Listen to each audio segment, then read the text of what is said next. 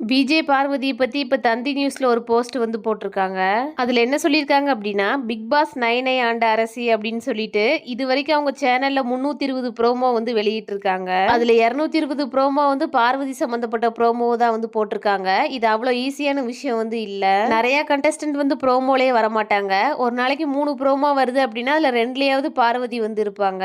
இந்த சீசனோட அரசி அப்படின்னும் அவங்க தான் உண்மையான வெற்றியாளர் அப்படின்னு வந்து சொல்லியிருக்காங்க. என்னதான் இருந்தாலும் பார்வதி கமருதீன் 2 பேருமே வந்து தப்பு பண்ணிட்டாங்க. இது மாதிரி நிறைய தப்பு வந்து பிக் பாஸ்ல வந்து நடந்திருக்கு. இவங்க பண்ண விஷயங்களுக்கு தான் இவங்களுக்கு ரெட் கார்டு கொடுத்துருக்காங்க. ஓகே தான். பார்வதி எலிமினேட் ஆகி வெளியே போகும்போது டோர் கிட்ட ரொம்ப நேரம் வந்து நின்றுட்டு இருப்பாங்க. போகும்போது கடைசியா பிக் பாஸ் ஏதாவது ஒரு வார்த்தை சொல்ல மாட்டாரா அப்படிங்கறக்காக ரொம்ப நேரம் வந்து வெயிட் பண்ணிருப்பாங்க.